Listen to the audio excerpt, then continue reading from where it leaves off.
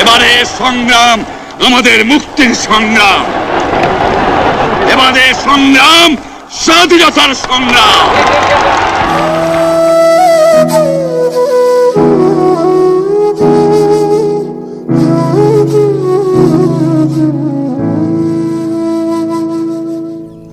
আমি এখন দাঁড়িয়ে আছি হবিগঞ্জ জেলার মাধবপুর উপজেলার তেলিয়াপাড়া চা বাগানে। মুক্তিযুদ্ধের যে স্মৃতিসৌধ আছে, অমর স্মৃতিসৌধ, সেই স্মৃতিসৌধের সামনে। তেলিয়াপাড়া স্মৃতিসৌধটি খুবই গুরুত্বপূর্ণ আমাদের মুক্তিযুদ্ধের ইতিহাসে। 1971 সালের 4 এপ্রিল এই স্মৃতিসৌধের পেছনে যে ম্যানেজারের বাংলো আছে, সেই বাংলোতেই বসেছিল আমাদের সমরনায়ক যারা, জেনারেল এমএজি ওসমানীর নেতৃত্বে সমরনায়কের এখানে সভায় বসেছিলেন এবং বসেই তারা সিদ্ধান্ত নিয়েছিলেন পাকিস্তানের বিরুদ্ধে বাংলাদেশকে স্বাধীন করার জন্যে সেই সর্বাত্মক যুদ্ধ, সেই সর্বাত্মক যুদ্ধের আনুষ্ঠানিক শুরু হবে এখান থেকে। তারা 4টি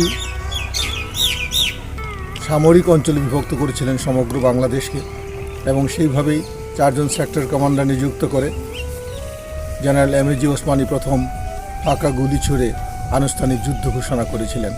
এই তেলিয়াপাড়ার চা বাগানের যে ম্যানেজারের বাংলো, সেই বাংলোটি একটি ঐতিহাসিক বাংলো।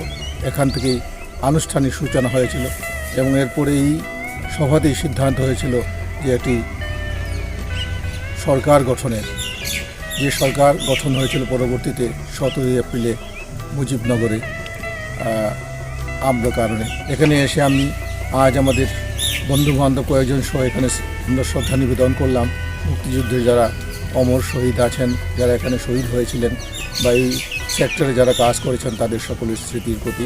সঙ্গত কারণে আমার মনে পড়ছে আমার জন্মস্থান এই উপজেলার পাশের যে উপজেলা চুনারুঘাট, সেই চুনারুঘাট উপজেলাতে, সেখানে আমাদের বিশগাঁও যে অঞ্চল, সেখানেও মুক্তিযুদ্ধের সময় অনেকেই মণিপুরী জনগোষ্ঠীর অনেকেই মুক্তিযুদ্ধে যোগ দিয়েছিলেন একজন মুক্তিযোদ্ধা হিসেবে। আবার অনেকে শহীদ হয়েছিলেন মুক্তিযুদ্ধে যারা বিপক্ষ শক্তি, সেই রাজাকার এবং পাকিস্তানি হানাদার বাহিনীর হাতে। কমপক্ষে 5 জন শহীদ হয়েছিলেন আমাদের বিশগাঁও অঞ্চল থেকে এবং মুক্তিযোদ্ধা ছিলেন 5 জন। 71-এর মুক্তিযুদ্ধে বাংলাদেশের ক্ষুদ্র নৃগোষ্ঠী হিসাবে মণিপুরীদের অংশগ্রহণ ছিল লক্ষ্য করার মতো, উল্লেখ করার মতো। কমপক্ষে 21 জন মুক্তিযোদ্ধা সশস্ত্র সংগ্রামী যুদ্ধ অংশ নিয়েছিলেন। তারা অস্ত্র হাতে যুদ্ধ করেছিলেন পাকিস্তানি হানাদার বাহিনীর বিরুদ্ধে আমাদের মাতৃভূমিকে মুক্ত করার জন্যে। একইভাবে 16 জনের মতো আমাদের মণিপুরী জনগোষ্ঠীর লোক শহীদ হয়েছিলেন সেই যুদ্ধে। আজকে আমরা সেই শহীদদের প্রতি স্মৃতির প্রতি শ্রদ্ধা নিবেদন করছি এবং যারা প্রাণ হাতে অস্ত্র নিয়ে যুদ্ধ করেছিলেন সেই বীর মুক্তিযোদ্ধাদের প্রতিও শ্রদ্ধা নিবেদন করছি। এবং আগামী প্রজন্ম যারা আমাদের, তাদের সকলের প্রতি একটা আহ্বান জানাতে চাই, আমাদের যে মুক্তিযুদ্ধের চেতনা, যে চেতনা নিয়ে আমরা 71-এ যুদ্ধ করেছিলাম, ও সাম্প্রদায়িক একটি বাংলাদেশ, শোষণমুক্ত, অর্থনৈতিক সমৃদ্ধ একটি বাংলাদেশ গড়ার যে প্রত্যয়, গণতান্ত্রিক বাংলাদেশ গড়ার যে প্রত্যয়, সেই প্রত্যয় নিয়ে আমাদেরকে এগিয়ে যেতে হবে এবং সেই অর্থনৈতিক মুক্তি, সাম্যের বাংলাদেশ প্রতিষ্ঠার জন্যে আমাদের সকলকে কাজ করে যেতে হবে।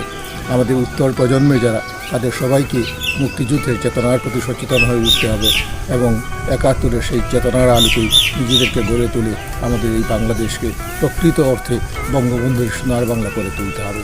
এই প্রত্যয় এবং প্রতিজ্ঞা নিয়ে আমরা আজকে এই শহীদ স্মৃতিসৌধ এবং মুক্তিযুদ্ধের স্মৃতিসৌধ, সেখানে আমাদের শ্রদ্ধা নিবেদন করলাম।